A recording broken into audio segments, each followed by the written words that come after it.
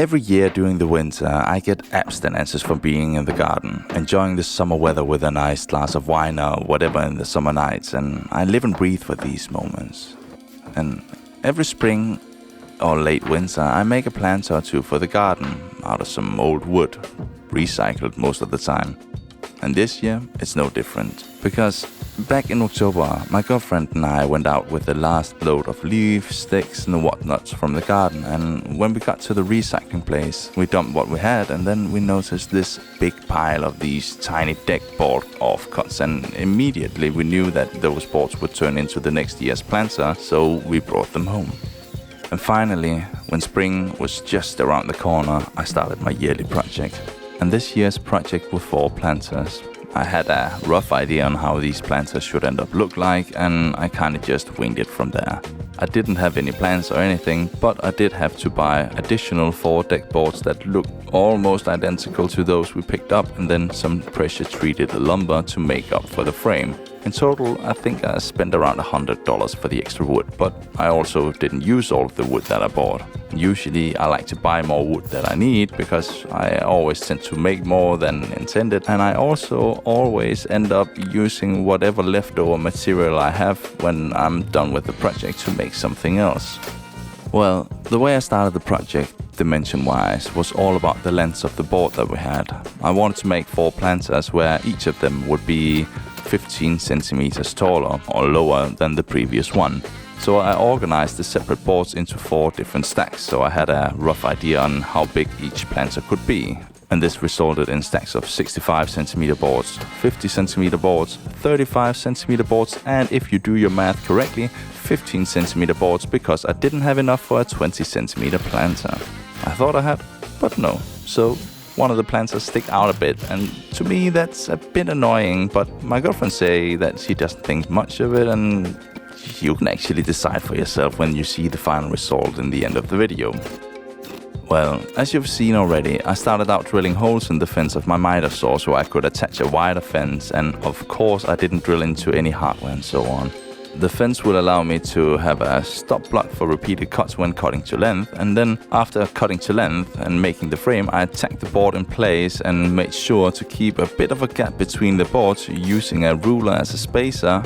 Later I fastened the boards with screws, and some dislike visible hardware, and I agree in certain cases, because whenever it comes to the garden I don't think it has to look perfect and shiny, but more like organic and rough, and you might disagree with me, that's okay. And usually when building with exterior wood, you have to take cupping into consideration, but I am no wood expert or anything. I am nothing but a mere wood user, and I actually ended up deciding to install the boards the wrong way, since 9 out of 10 boards had an opposite cupping direction to them compared to what you usually see, and I hope that when the weather comes around and it's been outside for some time, it will kinda even out again, and only time or maybe some exterior wood experts will predict how the boards will move. As you saw, I made the planter with independent sides, so I didn't have to maneuver the whole planter around the workshop whenever I had to turn it or do something on the other side, which will come in handy later on. And I guess you know how a box works, so I don't think I have to walk you through the fact that I made 4 sides using the same procedure. Let's at least hope so.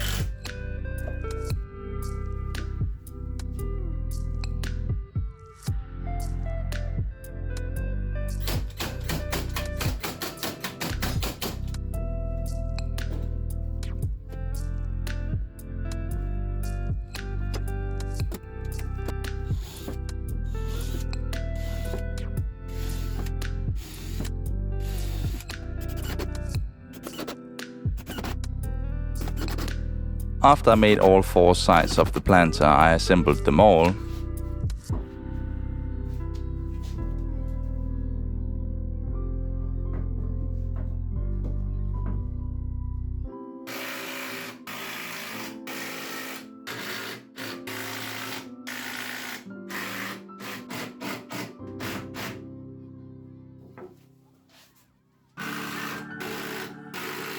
Before I decided that they weren't complete and needed more support in the middle section. So I disassembled the box, which makes the idea of making independent sides a good idea since it was much easier disassembling it again. Then I added the extra framing.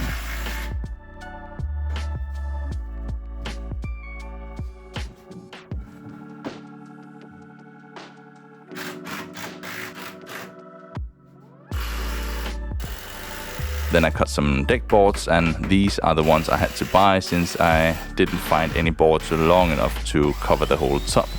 And naive as I am, I thought that these panel clamps could help me hold it all in place, and they did until they didn't, so I guess I were a little bit right. I don't know. Then I tacked them into place, and shortly after took it apart again because I forgot to put some exterior finish on the end grain to kinda help prevent too much moisture being sucked into the end grain of the wood. I don't know if this actually helps, but let's just pretend, because I gave all end grains some exterior oil in hopes of this actually ending up working. And if it's not, then it's just a big waste of time. And oil, of course. Then I reassembled it all before I put some radon foil on the inside of the planter to function as a moisture barrier between the soil and the planter frame itself. I used this because I had some left over and it seemed pretty strong.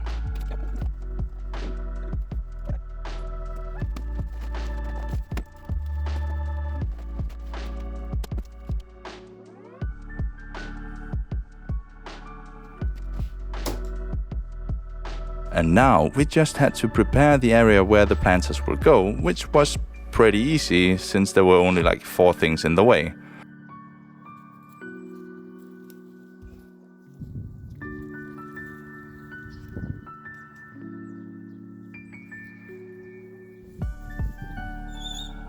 And fun fact, the grill you see on the ground is actually where I used to store the used racks from finishing, and I did that in case of them catching on fire, and now the grill is just on the other side of the house, so no big deal.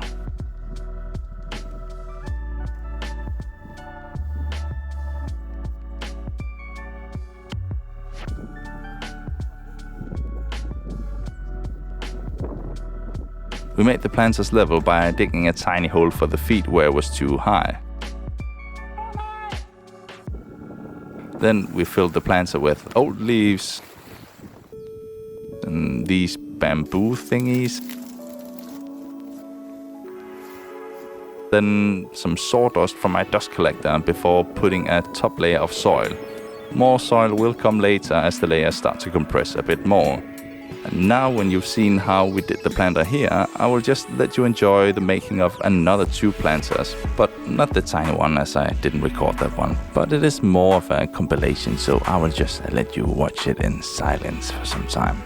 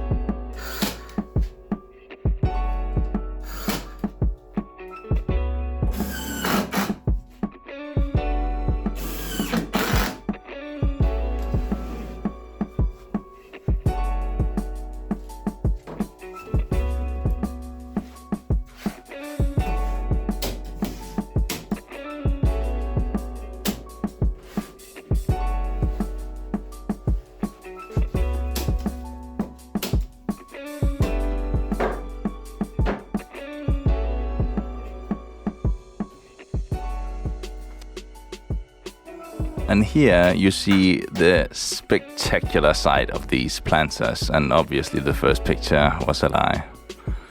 And the second. And the third. And the fourth. But I mean, the weather's really bad. There's like no plants outside, and it's like hard to get a nice view of them without plants. So I borrowed some from the internet. I hope that's okay. You get an idea on what it'll end up look like. I hope you enjoyed watching, and if not, then I am so sorry, and I hope you will enjoy the next one if you decide to watch it.